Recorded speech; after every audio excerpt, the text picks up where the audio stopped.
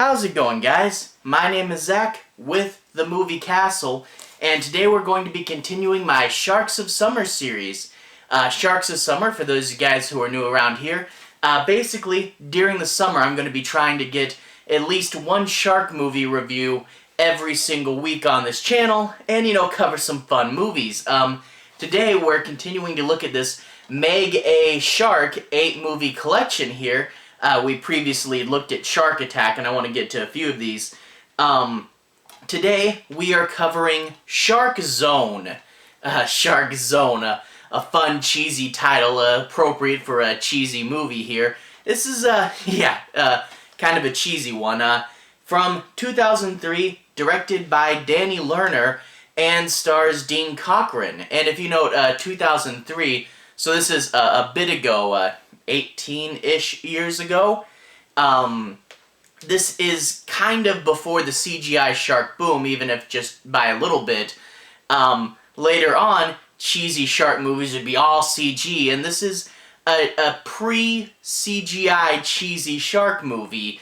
So kind of noteworthy there. And yeah, not necessarily the scariest thing ever, and not the most well-made movie, but if you like cheesy shark movies, I'd definitely say look into this one. It's something that really deserves an episode of like Mystery Science Theater or Riff Tracks or something.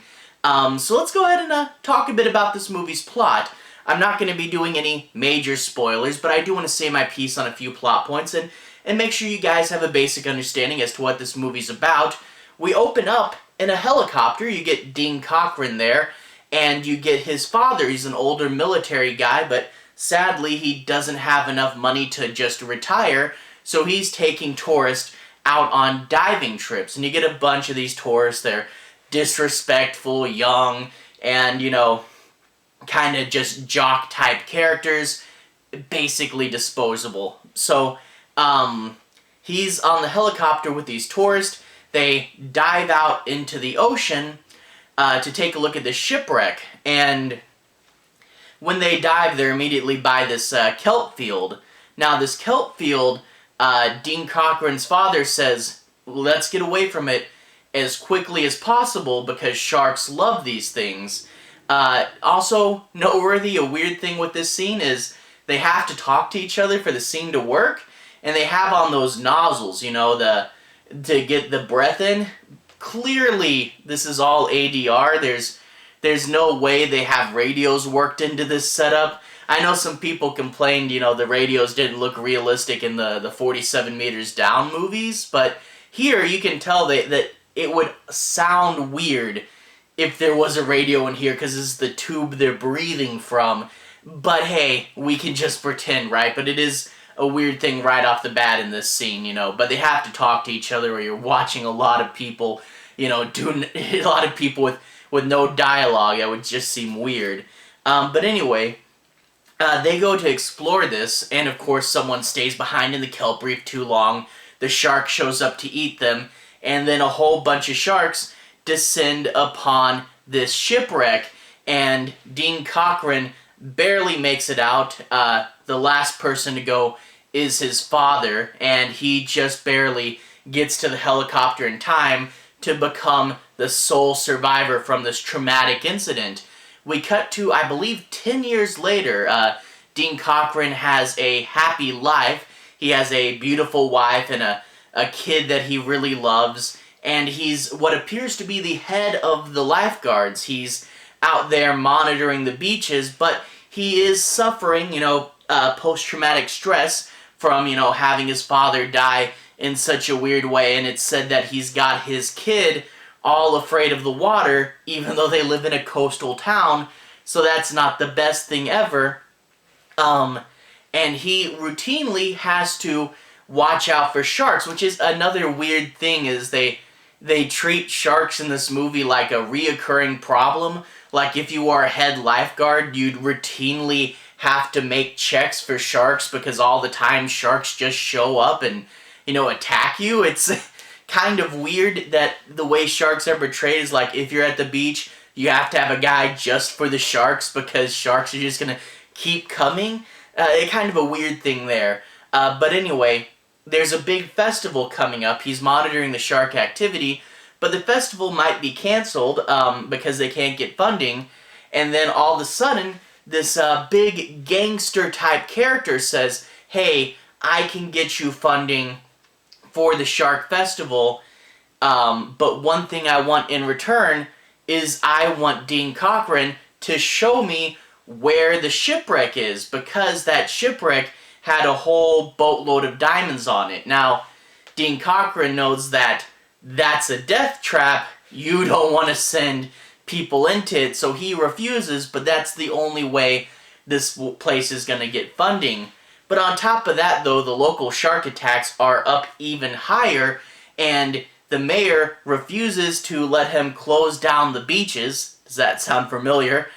Instead says, hey, you guys need to take care of the shark problem. So you have two kind of plots. One is he has to clear all the sharks out of the beach, and two, this gangster who's gonna be funding the festival wants him to go to the shark zone, I guess you call it, the wreck where he lost his father, and of course he doesn't want to do that. Now, let's go ahead and talk a little bit about specifics. One is you can tell this movie quite obviously inspired by Jaws.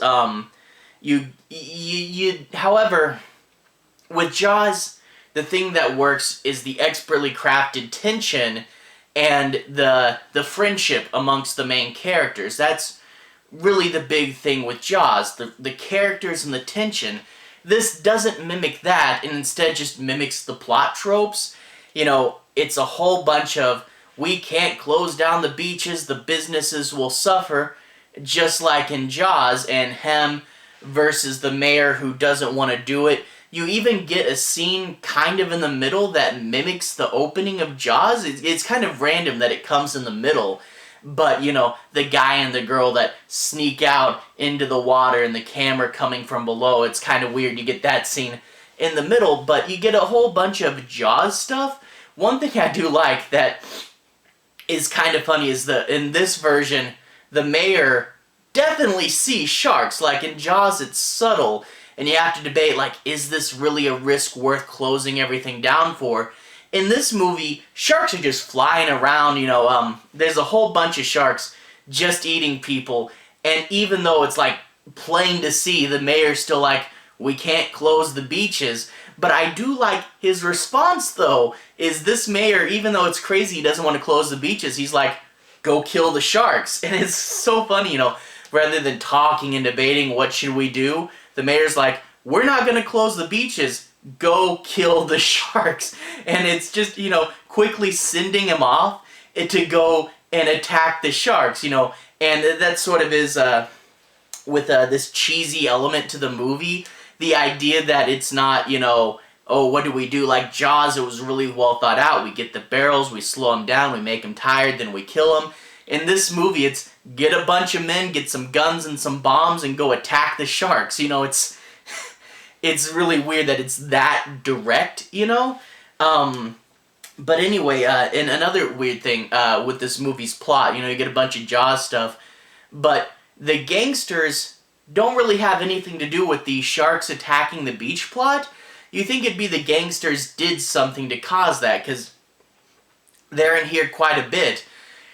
But no, the major increase of shark attacks on the beach, unless I missed something, it's just a thing that happened. It's like, oh, this is going on.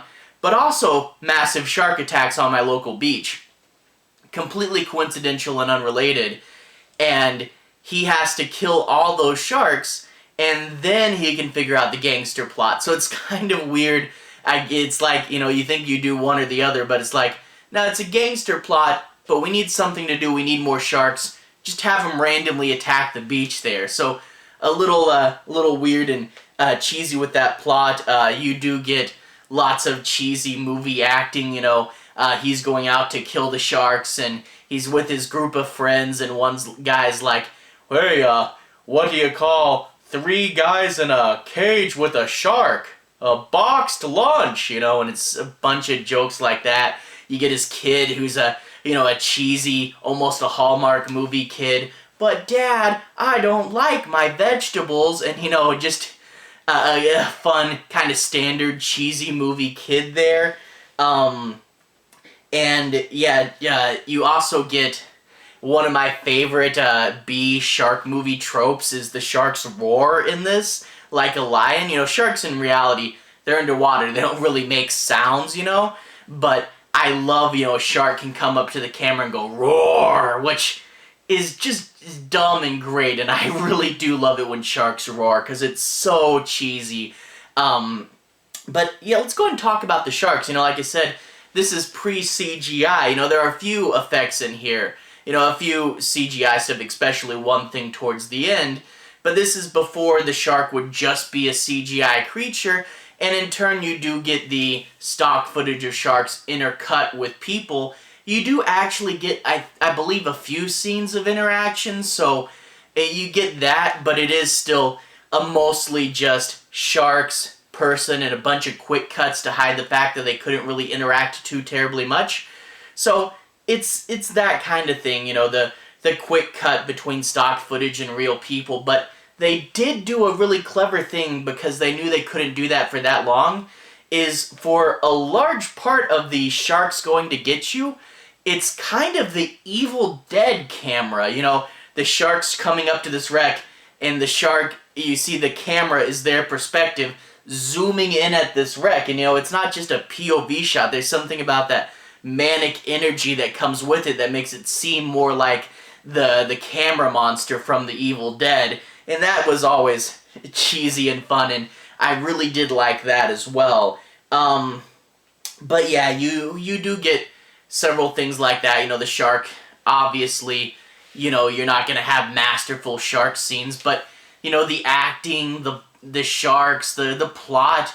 I mean, the plot of, you know, go and kill the sharks, and, you know, several scenes of Dean Cochran yelling at the sharks while shooting them with a gun or getting a big old bomb to blow them up. It's just, you know, so funny that it's, you know, it's a really cheesy movie, you know, and that's the thing I want to get home. You know, it's not the best movie by any means, you know, it's not a hidden gem, but for a fun, cheesy little watch, I think this is on cable every so often.